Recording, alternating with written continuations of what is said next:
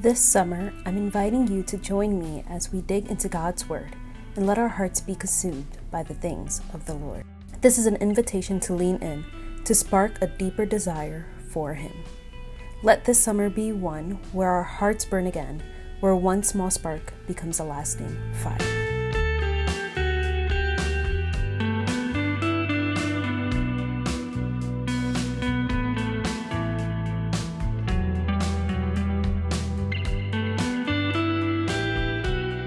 Hello, good morning, everyone, and welcome back to the first day of the Consumed Daily Devotional, day one.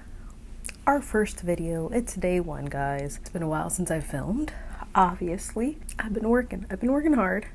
I've also been lazy, if I'm being honest. While I was creating this, I really did it because I was feeling in a rut. I was feeling down. I wasn't feeling close to God, and our feelings can be deceiving, and it's why we can't be led by our feelings, because they're not always truth. They may be real, but they are not truth. So this is what brought us here now. We're going to start off with day one. If you have no idea what I'm talking about, I created this 7-day devotional called Consumed, and you can get it on my website. It's free. It's a free download. I just printed it out at Staples and made a little booklet out of it.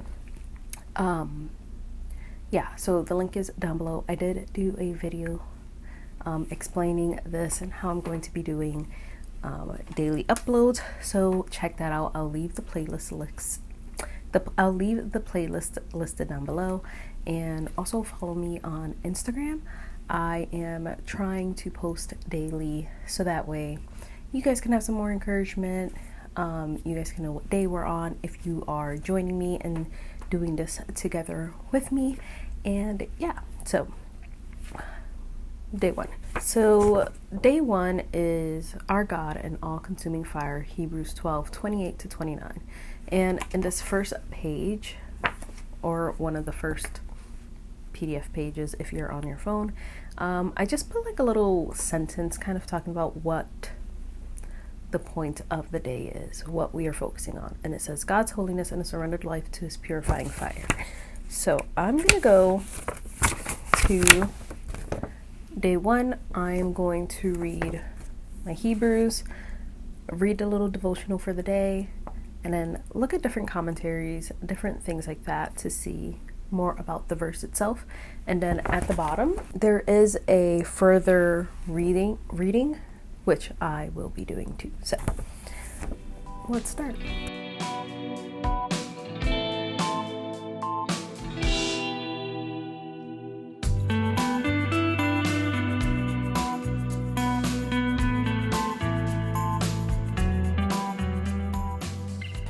Found a typo.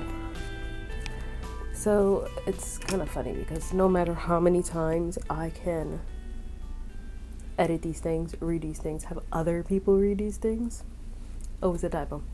I can fix it for the download. I'll make sure that is updated. I've read my verse. Ooh, my coffee is hot.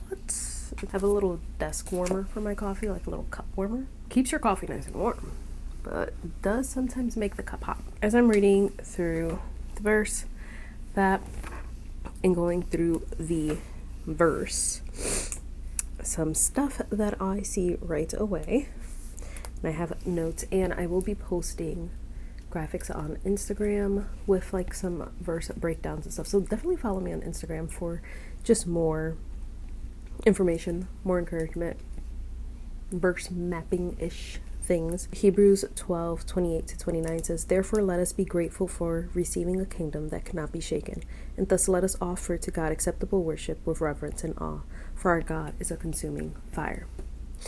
And I read this. You guys can read that on your own. Ignore my mess. But even right at that first section, a kingdom that cannot be shaken. It's in contrast to the fact that our world, we're living in an unstable world. Our stability in this unstable world is the promise of receiving this kingdom. So there's that, and you kind of see that in that whole section. That whole section is about a kingdom that cannot be shaken, where God promises that he will not only shake the earth, but also the heavens. Yet more indicates the removal of things that are shaken. That is, things that have been made in order that things cannot be shaken may remain. That's verse 27. So it's just an amazing contrast and declaration of God's power that he can physically do this too. As we keep going, it says, thus let us offer to God acceptable worship.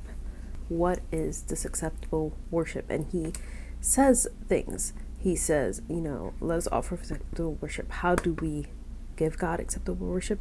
We, one, receive his kingdom. It's acceptance of just what Christ has done for us, reverence to God. It's when our spirit, it's this holy fear, this godly fear of God. You read about that in Proverbs, all of Proverbs. The fear of the Lord is knowledge, is the beginning of wisdom. And in awe, it's a state of responding to God's holy presence. And that builds into how do we offer acceptable worship. And we'll see a little bit more too in the next days. Because I try to make each day kind of build on each other.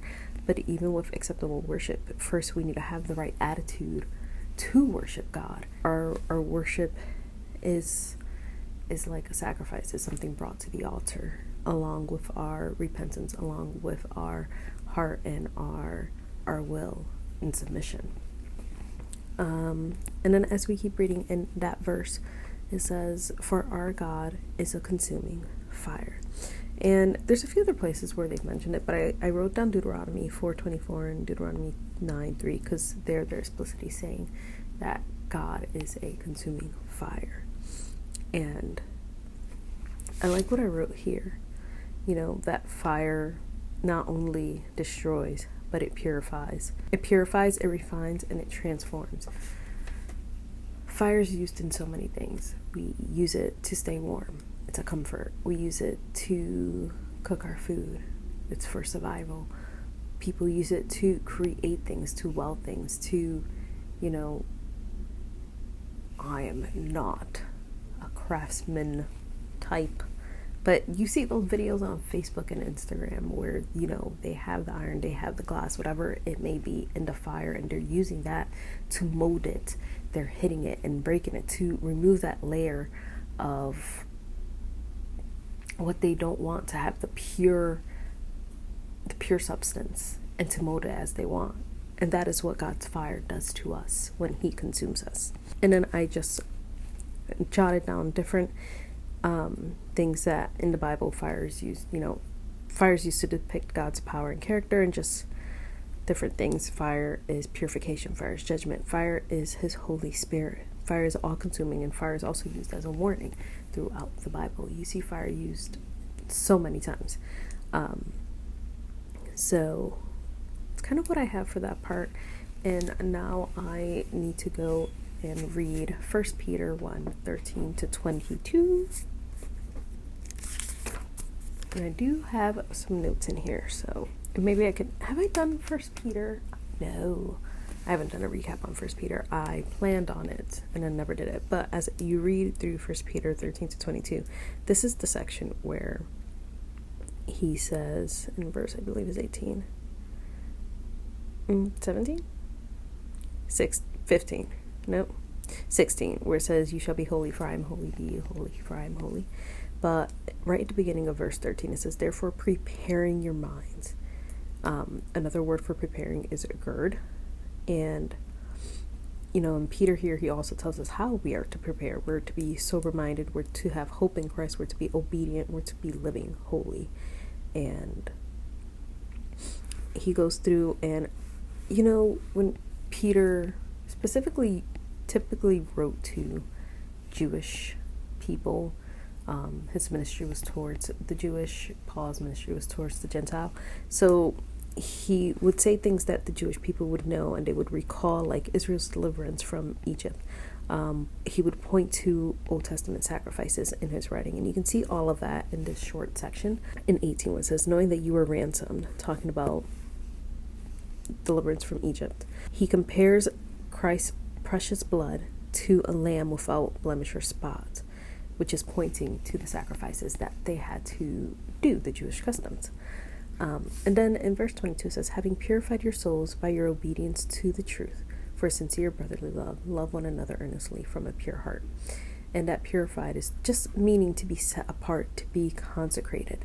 It's that same idea that God is preparing us to be holy. He's calling us to holiness. So I'm going to sit here, read this more thoroughly.